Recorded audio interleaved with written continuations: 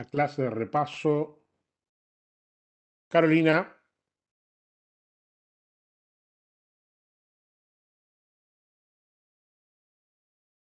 no tenés audio, Carolina. No, profe, se abrió sin querer, disculpa. Ah, bien, bien, bien.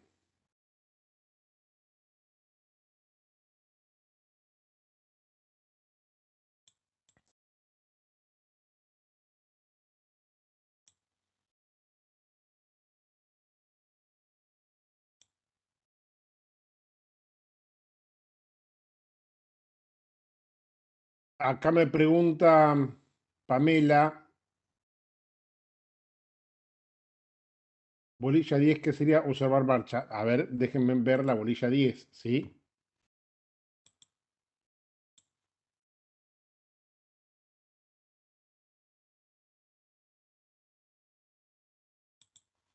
La bolilla 10 dice,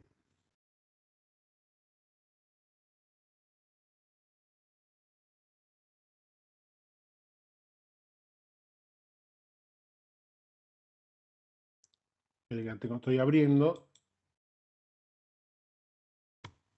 toma su tiempo la computadora.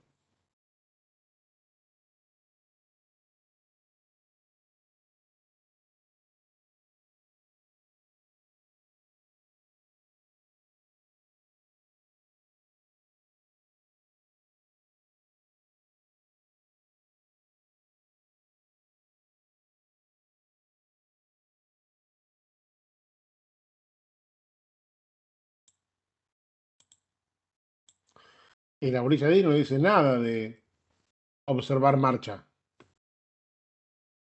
No sé a lo que será. En la bolilla que habla de marcha del trabajo de parto, cómo evoluciona, cómo se controla, se refiere a eso. Fíjate bien qué punto es el que dudás. Yo nombré el tema de la semiología, de observar la marcha también, porque habíamos hablado de que una paciente que tiene una pelvis asimétrica por un miembro inferior más corto, por ejemplo, tiene una marcha distinta, y si uno evalúa semiológicamente a la paciente, una, eh, una cresta ilíaca va a estar más arriba que otra, o el surco subglúteo, uno va a estar más elevado que otro. Eso semiológicamente nos demuestra que la paciente tiene la pelvis basculando porque un miembro es más corto que el otro y puede tener algún tipo de dificultad ósea para el parto por tener una pelvis asimétrica. Nada más que eso es lo que tienen que saber, ¿sí? Bien.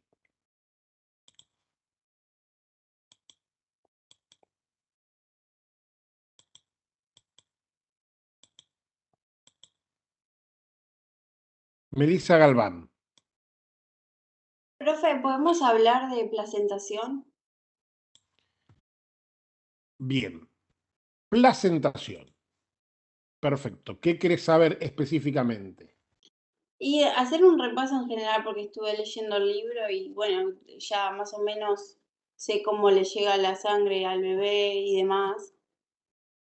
Pero bueno, Vos quiero cuando el, el la feto. célula germinativa femenina se mezcla con las células germinativas masculinas en el acto de fecundación, lo primero que se va a formar va a ser el pronúcleo masculino, el pronúcleo femenino, van a duplicar el ADN, van a intercambiar cromosomas y se van a producir dos células, las cuales tienen un número diploide de cromosomas, que son la combinación de un número haploide de cromosomas maternos y un número haploide de cromosomas paternos, ¿sí? Se restablece el número diploide de los cromosomas. Eso sufre un proceso de segmentación, dividiéndose en 2, 4, 8, 16 células, formándose la mórula. Entre las células de la mórula empieza a aparecer líquido y se forma el antro, y ya deja de llamarse mórula para llamarse blastocisto, ¿sí? Y la cavidad que se forma en el interior se llama blastocele. Esa masa de células se divide en un grupo de masa externa, trofoblasto, y una masa interna, embrioblasto. El trofoblasto, el día 7 post fecundación, entra en contacto con la mucosa del endometrio y ya esa mucosa ya no se llama más endometrio, sino se llama decidua. Donde apoya el trofoblasto se va a llamar decidua basal, ¿sí? El trofoblasto se divide en una capa más externa, multinucleada, sin límites precisos, con capacidad invasora y endocrina, que se llama sincitio trofoblasto, y una capa interna llamada citotrofoblasto. El sincitio trofoblasto va horadando y va penetrando la mucosa del endometrio ya llamada decidua basal y va formando digitaciones que son las futuras vellosidades.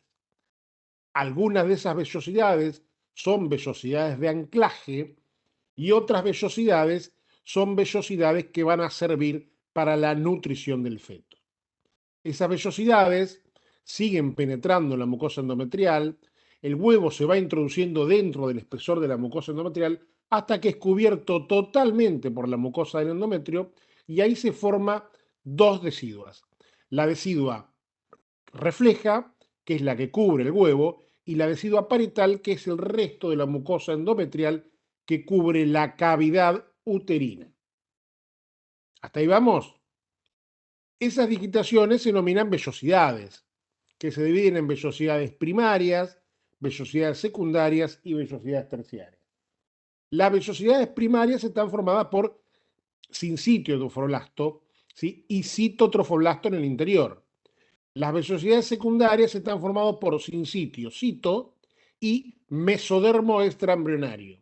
Y las vellosidades terciarias son las que tienen sincitio, cito y dentro del mesodermo extraembrionario se forman vasos sanguíneos. Esas vellosidades, el día 14 aproximadamente, entran en contacto con los sinusoides maternos sanguíneos y empieza la primera circulación. Háganse la idea de que esa vellosidad se mete dentro del sinusoide materno conformando lo que luego va a ser la unidad funcional de la placenta, que es el espacio intervelloso. Como si fuera la raíz de una planta metida en un lugar con agua, es la vellosidad la que produce todo el intercambio. El espacio intervelloso está conformado por un componente materno, que es el lago venoso, ¿sí? Y un componente fetal, que es la vellosidad metida al interior de ese lago venoso. Al lago venoso al lago sanguíneo, perdón, le va a ingresar sangre materna rica en sustancias y a él de ahí va a salir sangre pobre porque el feto va a producir el intercambio a través de las vellosidades y las vellosidades actúan de pulmón, de aparato gastrointestinal, inclusive de riñón también. ¿Sí? Cuando nosotros vemos la placenta, decimos que la placenta es un órgano hemocorial porque está conformado por corion y por sangre, básicamente. ¿Sí? La madre aporta a la placenta los lagos sanguíneos y el feto aporta el corion. ¿Sí? El corion es el trofoblasto. ¿Está? ¿Hasta ahí vamos? La placenta se divide en cotiledones. Esos cotiledones son aproximadamente 14. De cada cotiledón entra vasos sanguíneos venosos y arteriales y a su vez luego se van dividiendo en cada una de las vellosidades que van a estar irrigadas por sangre materna para poder producir el intercambio. La placenta pesa aproximadamente la quinta o la sexta parte del peso fetal y tiene una cara fetal. La cara fetal de la placenta es blanca, nacarada. En ella se ven los vasos sanguíneos que los discurren y se ve la inserción del cordón umbilical, que puede ser central o periférica, y está recubierta por las dos membranas, el corion por fuera y el amnios por dentro. El corion, ¿sí?, que proviene del trofoblasto, tiene un corion frondoso, que es la porción que va a conformar la placenta, y un corion calvo, que es la porción que va a conformar la parte de las membranas ovulares. Y el amnios está por el interior. Tanto el corion como el amnios también reviste el cordón umbilical, el cual tiene 3 vasos sanguíneos, 2 arterias y una vena, y entre ambos vasos sanguíneos se encuentra una sustancia que se denomina gelatina de Wharton. Bueno, no sé más que decirte. Perfecto. ¿Y el saco vitelino, qué función cumple? Ninguna, es un residuo, el saco vitelino que desaparece. la vesícula vitelina se ve ecográficamente antes de la aparición del embrión en la ecografía, ¿sí? Eso desaparece con el tiempo, no tiene ninguna función, Ah, perfecto, no conforma ningún órgano. perfecto. López Orrego levantó la mano. Profe, a mí me cuesta mucho entender las variedades de posición. Las variedades de posición son las más fáciles que hay. Espéreme un segundito, ¿sí? Voy a buscar el muñeco.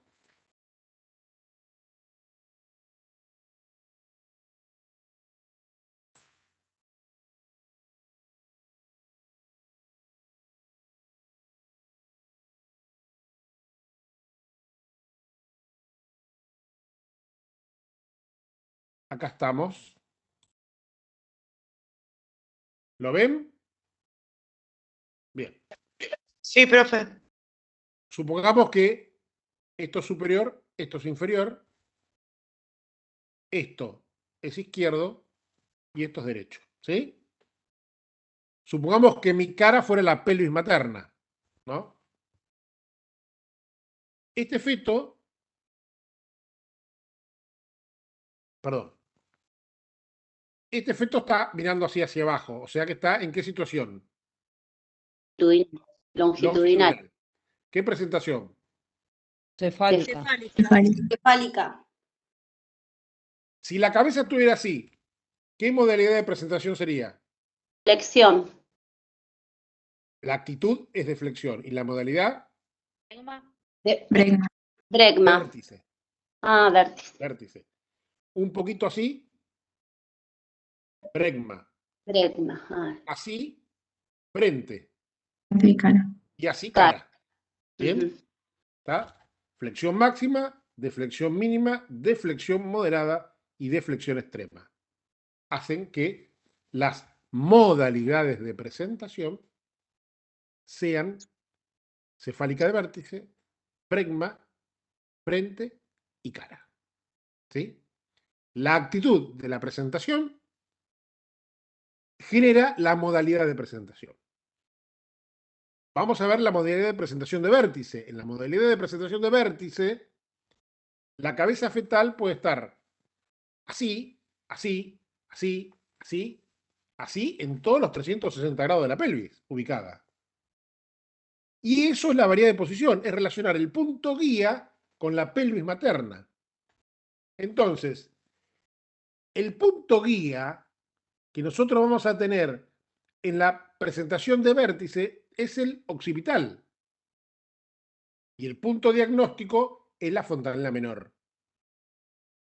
El occipital, cuando apunta hacia el pubis, decimos que es una variedad de posición occipitopúbica. Cuando apunta hacia el sacro, decimos que es una variedad de posición occipitosacra. Cuando apunta a la izquierda, perdón, ahí, a la izquierda y arriba, decimos que es un occipito ilíaca izquierda anterior. Cuando apunta a la izquierda en forma transversa, decimos que es un occipito ilíaca izquierda transversa. Cuando apunta a la izquierda y hacia atrás, decimos que es un occipito ilíaca izquierda posterior. Cuando apunta a la derecha y hacia arriba, es una variedad anterior, por lo tanto, es una occipito ilíaca derecha anterior. Cuando apunta hacia la derecha en forma transversa, es un occipito ilíaca derecha transversa. Y cuando apunta hacia la derecha y hacia atrás, es una occipito ilíaca derecha posterior. Esas son todas las variedades de posición en las presentaciones cefálicas modalidades de vértice. Son dos directas, que es occipito púbica y occipito sacra, dos transversas, que son occipito ilíaca derecha transversa y occipito ilíaca izquierda transversa, y cuatro oblicuas, que son occipito ilíaca izquierda anterior, occipito ilíaca derecha anterior, occipito ilíaca derecha posterior y occipito ilíaca izquierda posterior. ¿Está hasta ahí? Sí. Después vamos a ver, cuando vemos mecanismo de parto, lo notable que la variedad de posición más común de todas es la occipito ilíaca izquierda anterior. Y la variedad de posición que le sigue en frecuencia es la occipito ilíaca derecha posterior. Y si nosotros vemos, hacemos un dibujo, vemos un esquema, nos damos cuenta que ambas variedades de posición utilizan el mismo oblicuo, el oblicuo izquierdo, con la diferencia que uno tiene el occipital hacia adelante y el otro el occipital hacia atrás. ¿Y por qué son las dos más comunes? Porque el oblicuo izquierdo es ligeramente mayor que el oblicuo derecho de la pelvis materna.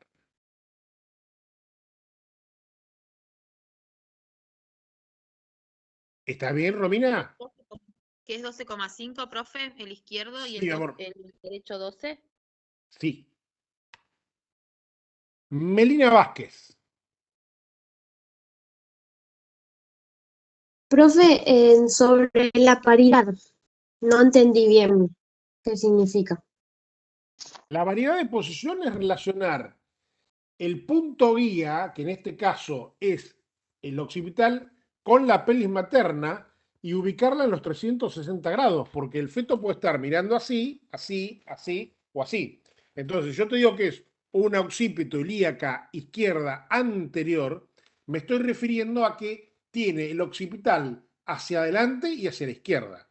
Si yo digo que es una occipito púbica, variedad de posición, quiere decir que tiene su occipital, el feto, hacia adelante, hacia el pubis. Si yo te digo que es una occipito sacra, te estoy diciendo que tiene el occipital hacia el sacro. Y si estoy diciendo que es una occipito ilíaca derecha anterior, te estoy diciendo que su occipital está apuntando hacia adelante y hacia la derecha. La variedad de posición es una forma de nomenclar en qué forma se encuentra la cabeza fetal ubicada en los 360 grados del plano de la pelvis materna. ¿Sí? A llegar, profe Lorena, disculpa que no te levanté la mano. ¿Me Escucho. escuchás? Sí. Sí. O sea que cuando se va realizando la rotación interna, el grado sería 45 grados, sería el ideal para que esté en una posición adecuada. Posición es la relación que hay entre el dorso fetal, o sea, no digas posición, ya está. Posición no existe en el canal de parto, como lo estás explicando, ¿sí? Sí, ¿Ah? sí. Y tampoco Sí. se mide en grados la Ajá. rotación del feto en el canal de parto. Se habla O sea, de variedades de posición. Y el 300. feto generalmente, no me quiero Sí. meter en temas futuros, porque es el resto de la película, el feto Sí. ingresa al canal de parto generalmente Sí. utilizando un oblicuo, porque los oblicuos son mejores diámetros que los Bien. anteriores posteriores. ¿Sí? Bueno, no me Entonces, refiero a... generalmente utilizan oblicuo. El oblicuo Bien. que más común utiliza es el izquierdo. Sí. Por eso las variedades de posición más comunes son la occipito ilíaca izquierda anterior y luego la occipito ilíaca derecha posterior. Porque ambas variedades de posición, la cabeza se está metiendo dentro del canal de parto utilizando el mismo diámetro oblicuo, ¿sí?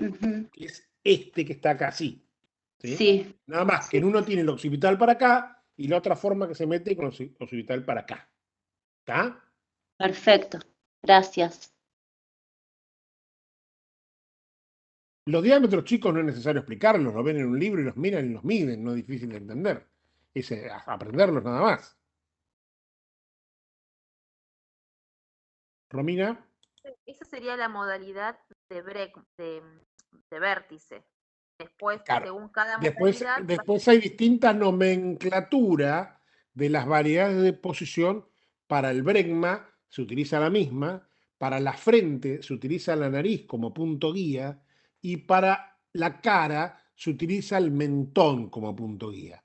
Entonces, en una cara, en vez de ser occipito ilíaca derecha anterior, yo tengo que ver para qué lado apunta el mentón, y si el mentón apunta hacia la derecha y hacia adelante, es un occipito, es una mento ilíaca derecha anterior. Si apunta hacia atrás, es una mento sacra o mento ilíaca izquierda posterior o mento ilíaca derecha posterior y así sucesivamente. ¿Sí?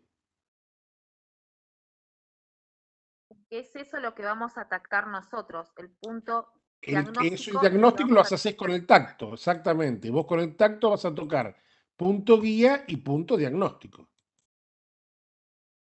Gracias, profe. El punto diagnóstico es aquel reparo anatómico que per se te hace diagnóstico de la modalidad de presentación.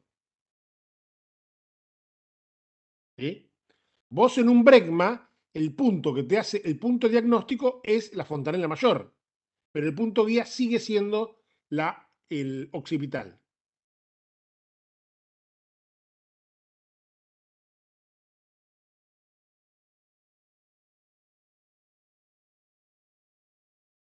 Hola, profe. ¿Puede repetir otra vez lo que dijo recién, por favor? Vos en una... Se está grabando, chicas, esto. Vos en una presentación cefálica, modalidad de vértice, vos vas a hacer diagnóstico porque vas a tocar en el centro de la excavación pelviana la fontanela menor. Y el punto guía va a ser el occipital. En una cefálica de bregma, vos vas a hacer diagnóstico porque vas a tocar en el centro de la excavación pelviana la fontanela mayor. Y el punto guía va a ser también el occipital. En cambio, en una frente, por ejemplo, vas a utilizar como punto guía la nariz. Y en una cara vas a utilizar como punto guía el mentón.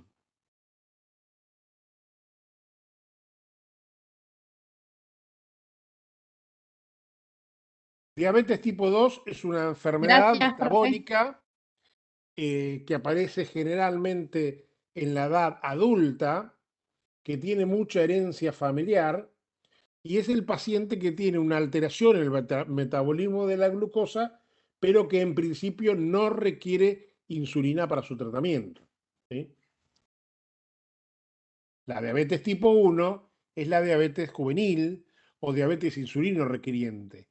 La diferencia que tienen ambas enfermedades es que la diabetes tipo 1 se debe a una falta total de insulina porque es una enfermedad autoinmune que en algún momento determinado en el páncreas se destruyen las células productoras de insulina y el paciente se queda sin insulina, entonces se queda con cero capacidad de introducir glucosa dentro de la célula y generalmente el debut es bastante dramático y bastante drástico con un coma diabético. La diabetes tipo 2, ¿sí? Ahí la enfermedad es distinta. El paciente tiene insulina, pero no le alcanza la insulina. Por lo tanto, puede introducir glucosa dentro de las células, pero tiene niveles de glucemia en sangre elevados que le van a traer trastornos neurológicos, renales y cardiovasculares a lo largo del tiempo, si no compensa con un tratamiento adecuado. López Orrego Romina.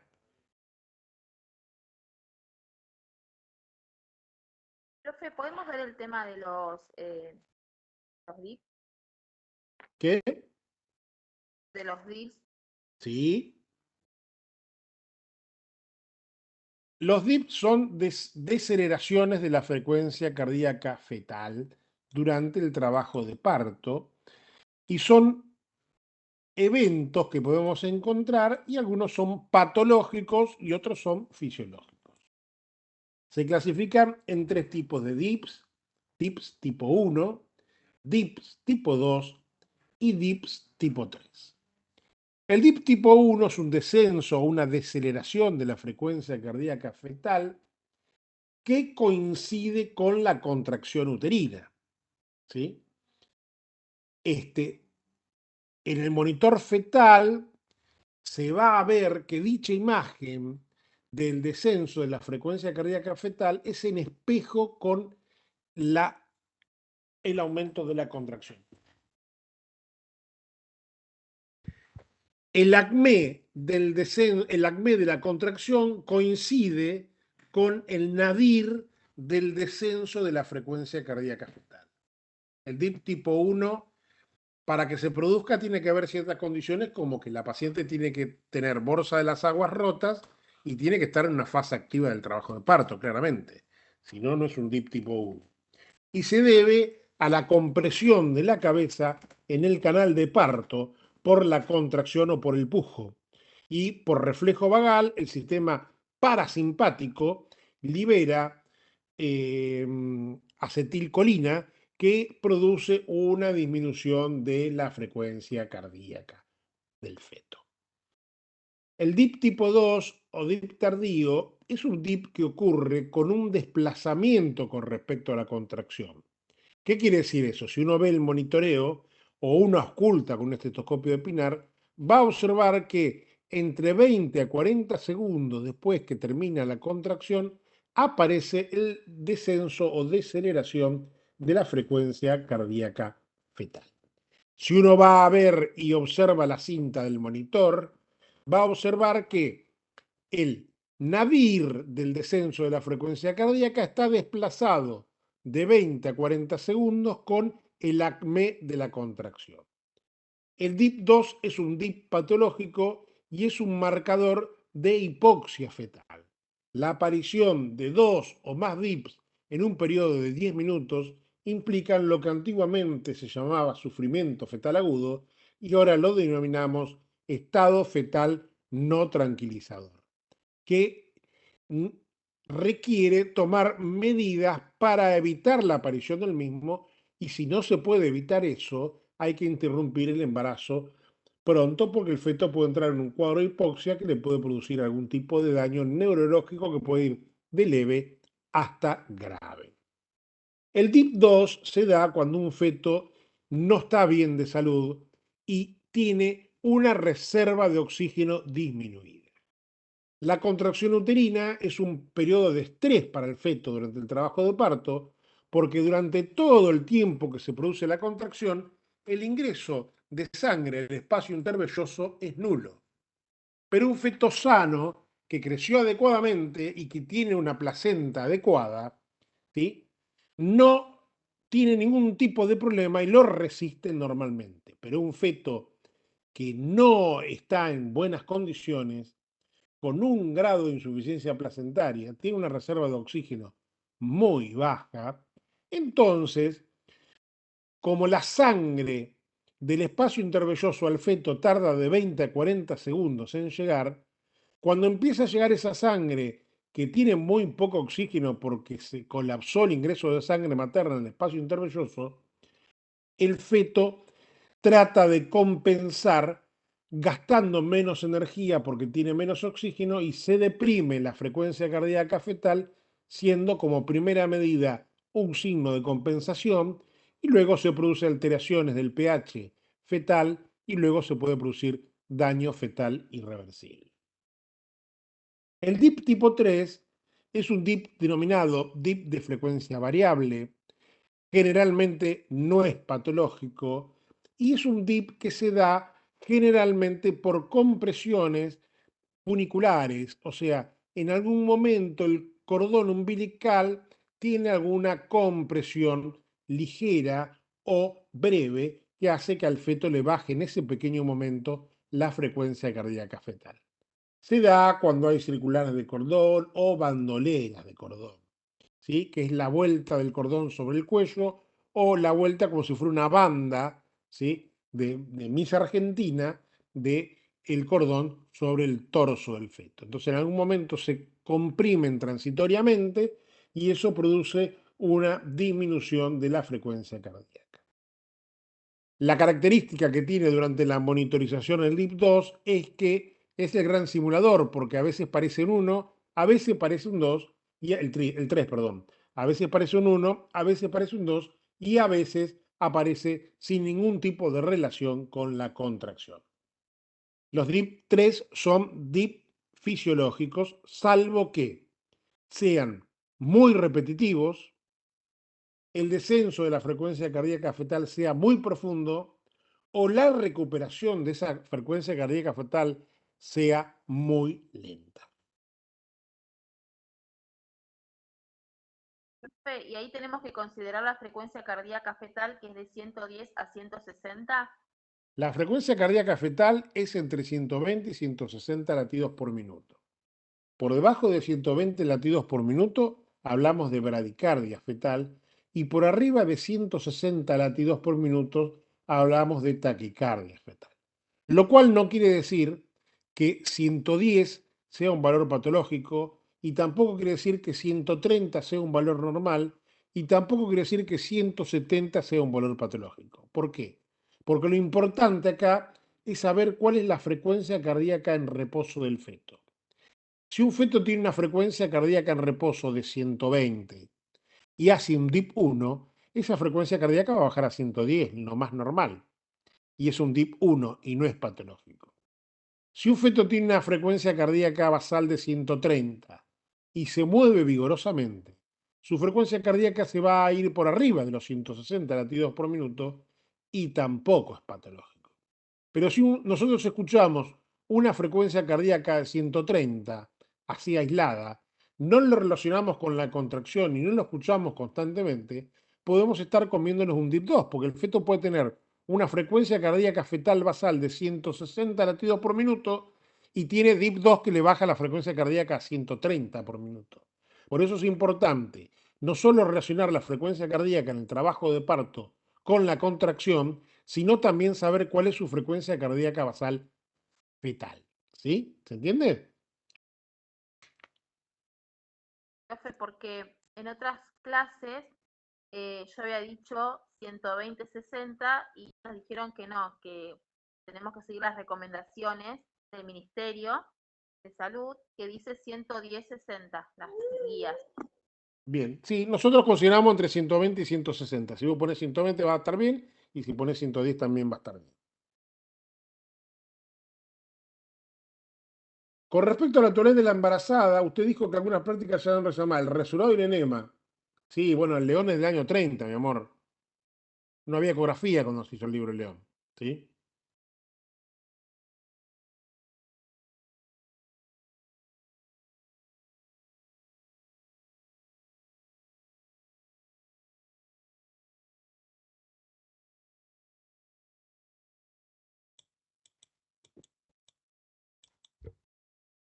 Profe, perdón, ay, me olvidé de levantar la mano. ¿Los DIPs los controlamos en el momento del parto o también en las últimas semanas?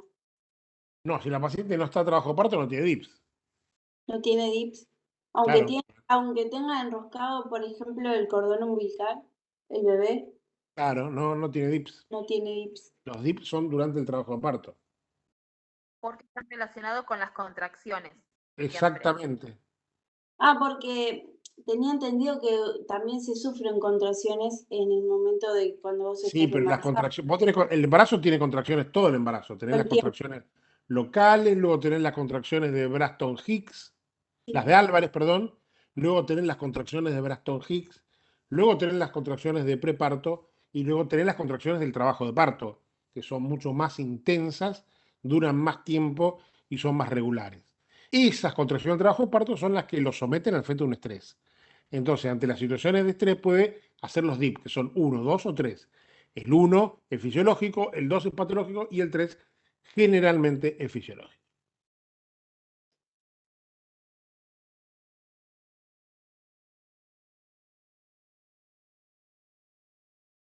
Profe, las bolsas de las aguas son todas las membranas, digamos, ¿no?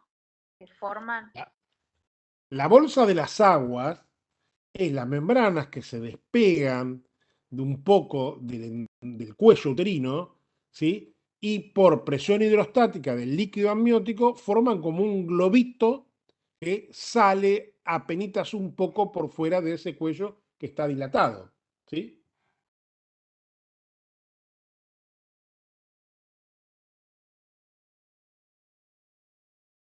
Esto ayuda a lo que es la modelación, ¿no es cierto? Eso ayuda, tiene como función proteger un poco la cabeza del feto, ¿sí? Cuando se rompe la bolsa de las aguas hace un efecto de lavado de bacterias del canal de parto y además hace como una cuña y permite que el cuello dilate. Cuando nosotros, esa bolsa de las aguas está plana y no prolapsa un poco sobre el cuello, decimos que la bolsa de las aguas es plana y a veces eso retrasa un poco el proceso de dilatación porque no se ejerce sobre el cuello una buena presión. En cambio, cuando la bolsa protruye un poco, formando un globito, como una bolsa lo describe, ¿sí? Eso sí que ayuda, trabaja y colabora y acelera el proceso de dilatación cervical.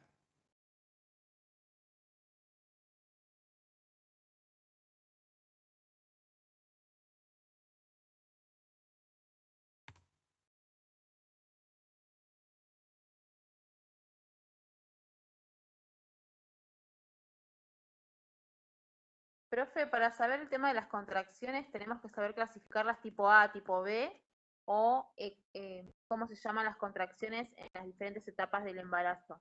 Localizadas, Álvarez, Braston Hicks, preparto y parto.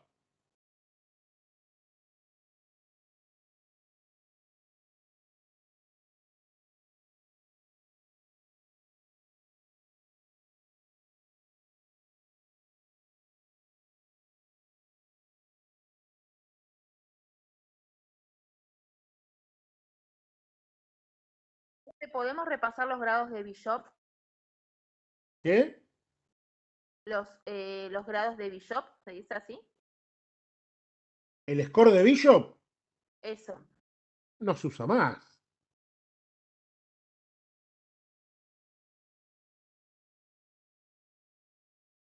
Yo no lo doy nunca el score de Bishop porque prácticamente no lo usamos más.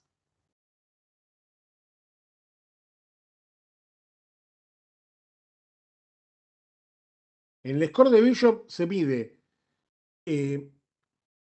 lo que se llama el PREL, que es posición, reblandecimiento, longitud y dilatación.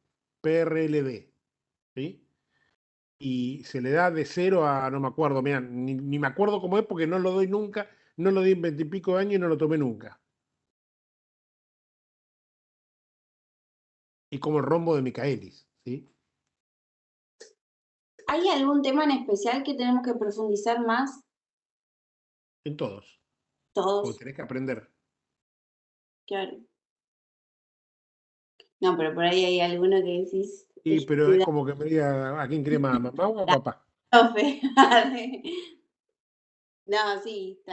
Aparte todos llevan, uno lleva al otro. Pero ¿eso está en todas las mesas de los finales? ¿Cómo?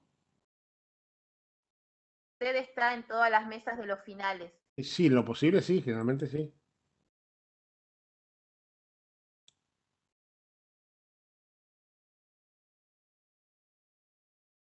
Agustina Fernández. Hola, profe, quería hacer una pregunta. Quería consultarle el tema del si se promociona la materia o cómo No, la es, materia porque no es no. promocionable. Ok, se da final en diciembre, ¿puede Se ser? aprueba, se da al final cuando vos quieras. Ah, ok, Para aprobar la materia tenés que tener los prácticos, el 80% de los prácticos, bien, y tenés que tener aprobados los dos parciales. bien, buenísimo, gracias.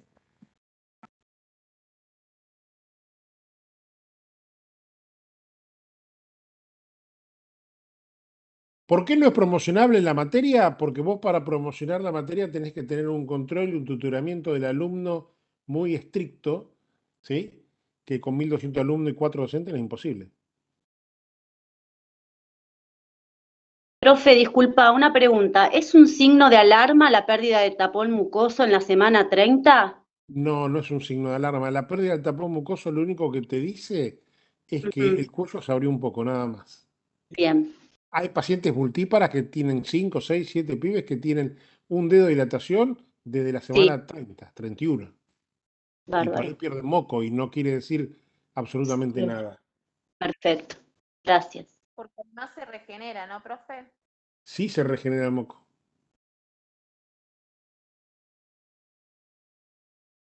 Hay pacientes que pierden tapón mucoso 2 o 3 veces.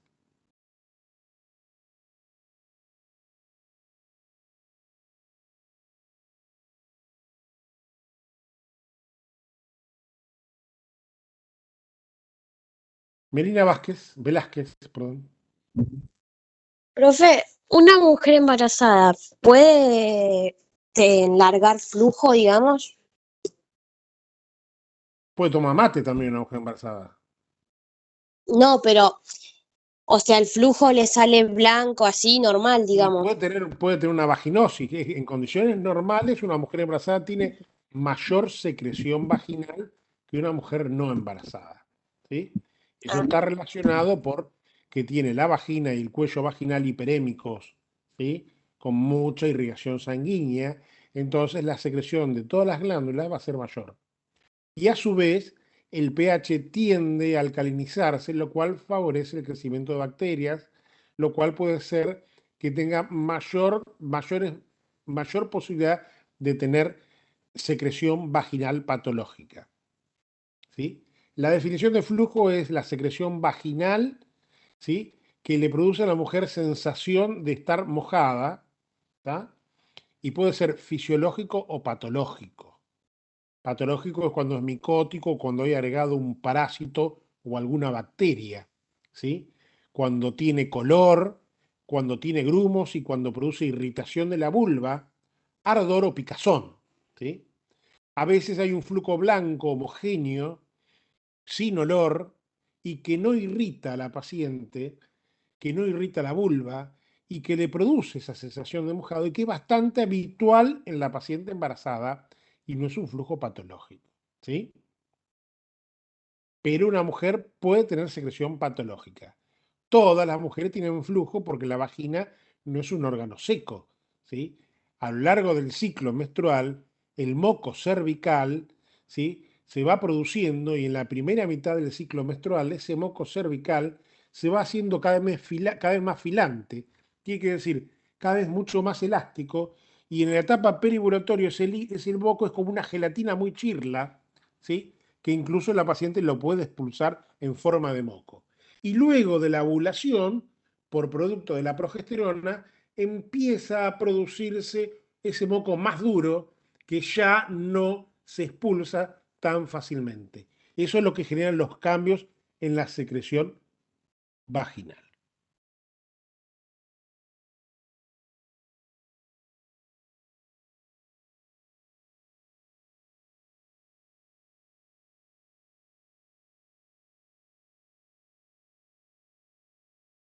Profe, en ese Las caso, hormonas que relajan el perineo sería la relaxina. Una mujer con sífilis, una vez, la sífilis es producida por un parásito, una bacteria que se llama Treponema pallidum, ¿sí? Y se contagia por el contacto de piel infectada o mucosa infectada con mucosa de la otra persona. Es generalmente de contagio sexual o de transmisión materno-fetal o también llamada transmisión vertical, ¿sí? Las pruebas que se utilizan para sífilis, en la gran mayoría de los casos, producen lo que se denomina memoria serológica. Nosotros usamos una prueba que se llama BDRL, que es un test de screening. La BDRL te dice que la paciente puede tener sífilis o que no tiene sífilis. Si te da positivo, quiere decir que puede tener sífilis. Y si te da negativo, te dice la prueba que no tiene sífilis. Ahora bien, cuando tenemos una prueba positiva, tenemos que analizar el historial de la paciente. Si la paciente refiere a haber tenido sífilis en un periodo anterior de su vida, haber sido tratada, tenemos que valorar la titulación de la prueba. Y si es así, la paciente tiene una BDRL cuantitativa a títulos bajos, 1 en 2, 1 en 4, no más que eso. Si tiene más de 1 en 4, 1 en 8, 1 en 16 o 1 en 32, lo más probable es que sea o una sífilis activa o una sífilis reagudizada. Generalmente lo ideal es hacer la BDRL junto con una prueba treponémica llamada FTABS o también se utiliza otra prueba que se llama MHTPA. Esa prueba te dice que estos anticuerpos que tenés corresponden a sífilis, porque hay muchas situaciones, inclusive el embarazo, que pueden dar falsos positivos para sífilis. Enfermedades como el lupus, la artritis reumatoidea, el síndrome de Sjögren o el vitiligo o enfermedades que son autoinmunes, que tienen anticuerpos contra el colágeno, pueden producir BDRL positivas en pacientes que no tienen sífilis. Entonces, ante una BDRL positiva, se evalúa la prueba treponémica. Si la prueba treponémica es positiva también, quiere decir que la paciente tiene anticuerpos circulando contra sífilis. Si la paciente refiere haber tenido sífilis y hizo un tratamiento para sífilis y tiene nivel bajo de anticuerpos, lo más probable es que estemos ante presencia de una cicatriz serológica. Si la paciente nunca hizo un tratamiento para sífilis, lo más probable es que tengamos una sífilis activa y la tenemos que tratar. Y una vez que tratamos la sífilis, cuando le pedimos BDRL va a seguir dando positivo. Lo que pasa es que va a bajar el título. Si la paciente tiene 1 en 32 o 1 en 64 de BDRL, hacemos el tratamiento, cuando lo hacemos control al mes y medio, ya va a bajar a 1 en 16 o a 1 en 8. Entonces se la sigue controlando con eso. Si la paciente vuelve a aumentar el título de BDRL, quiere decir que ha tenido una reinfección. Y las reinfecciones son muy comunes porque los hombres, como no tienen nada, hacen pi, se le pone duro y no se ven nada, se creen que no tienen ninguna enfermedad porque todo pasa por ahí. Entonces, no se quieren tratar y la mitad de los hombres no se tratan para sífilis porque total no tienen nada. Entonces vemos muy comúnmente en nuestras pacientes reinfecciones constantemente a pesar de haber recibido el tratamiento.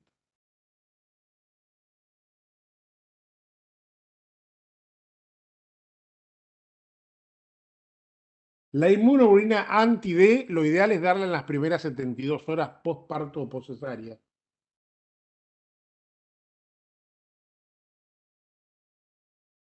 Pamela, me preguntás, ¿lo tratamos nosotros o algún especialista? ¿Qué cosa?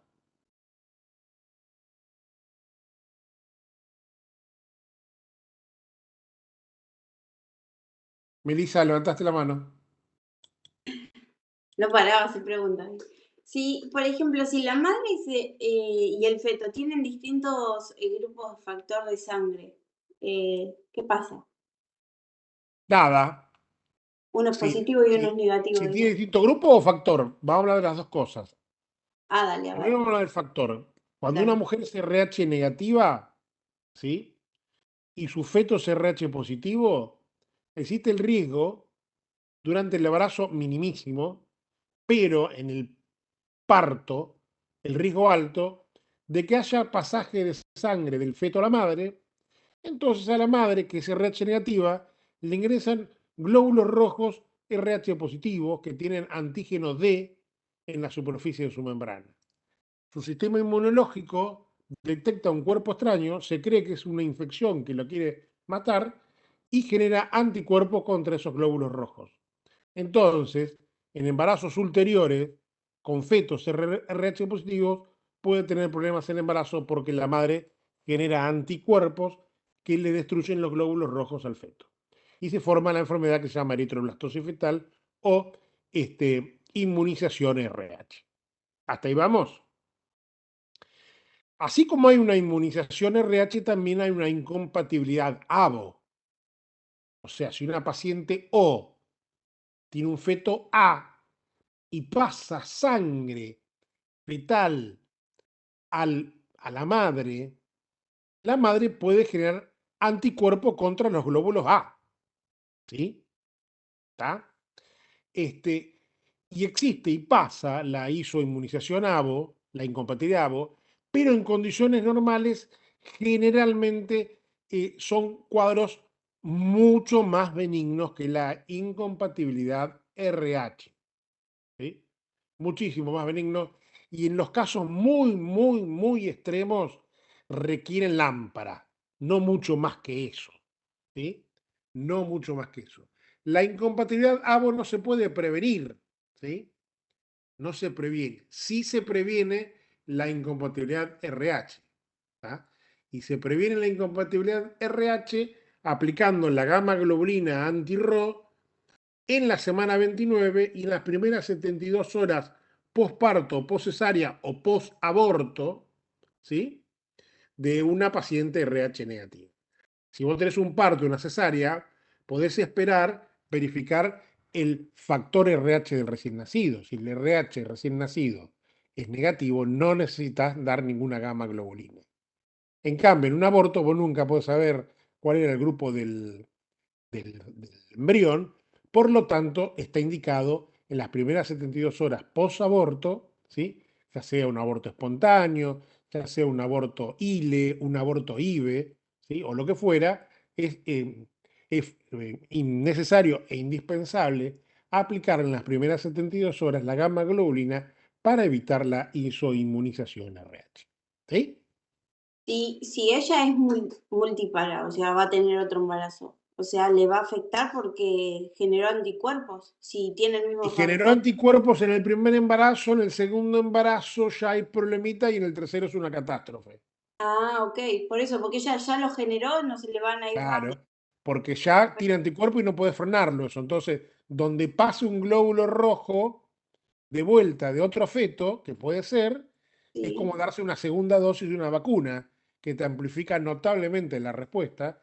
Entonces ya va a haber mucho más pasaje de anticuerpos y ya va a haber problemas en el feto. ¿Y qué se hace? ¿Cómo se previene eso si vos no sabes el grupo de factor, digo? ¿Cómo, Como, cómo lo como determinamos?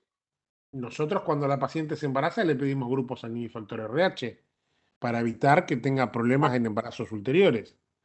Las Ah, únicas condiciones en la vida en la cual uno tiene que saber el grupo sanguíneo y el factor RH es cuando va a recibir sangre, cuando va a donar sangre, cuando va a recibir un órgano o cuando va a donar un órgano, ¿sí?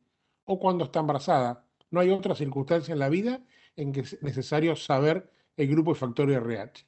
a mí me lo Tener el pidieron grupo de el otro factor día. RH en el carnet de conducir, en Sí, la me lo pileta pidieron del ahí. club o en la colonia de vacaciones es la estupidez más grande que he visto en mi vida. Yo lo tuve que llevar a hacerme el carnet de conducir. Digo, ¿para qué me lo pidió? No sé, pero bueno. Mi hijo llevó un certificado médico como que era RH positivo y no se le aceptaron, tenía que ser de un laboratorio. Yo no lo Sí, acompañé, si lo mandan ellos acompañaba me metían preso porque no me movía nadie de ahí. ni sé para qué lo ponen igual, ¿viste? Uno lo hace. Y pero son las leyes lo hacen los Mm. legisladores y no las hacen con asesoramiento de la gente que sabe. Cuando hicieron la ley de que después la modificaron o que no se reglamentó, los mogólicos, porque los estúpidos de los políticos, dijeron que había que hacer la huella del recién nacido antes de cortar el cordón umbilical, lo cual es impracticable bajo todo punto de vista. Vos Tenés imaginate que una hacerle un montón cesárea, de cositas. es algo impracticable, porque es Sí. impracticable. Aparte, prevalece la atención médica por sobre la identidad. Y cuando el acto médico es óptimo y está en perfectas condiciones, ahí vamos y identificamos. O sea, pero hacen las cosas, sí, porque total es gratis. Antes de hacerle la Como aspiración chicos, al bebé, como te piden la como huella. por ejemplo, la ley que no, que hay una ley de la historia clínica que no está reglamentada, que dice que el médico tratante es el custodio de la historia clínica del paciente y lo tiene que custodiar por un periodo de 10 años. Y no solamente él, sino sus herederos. Es decir, yo me muero, mi esposa tiene que seguir custodiando la historia clínica que no entiende un carajo de nada durante 10 años de los pacientes. Y que los pacientes tienen que tener una historia clínica única. No tenemos una historia clínica única en un mismo hospital. Imagínate en el país entero tener una historia clínica única. Bueno, pero ¿viste? Son delirios impracticables. Cuando la BDR es positiva, lo trata un médico. ¿Sí? ¿Está? Todo depende del entorno en el cual nos encontremos, chicos, porque si ustedes están en Jujuy, en el medio de la puna, atendiendo a una embarazada, le da positiva BRL y no se puede hacer el tratamiento porque no puede ir a otro lado, se lo dan ustedes, claramente. ¿Sí? Hay circunstancias especiales, pero en condiciones normales la trata un médico.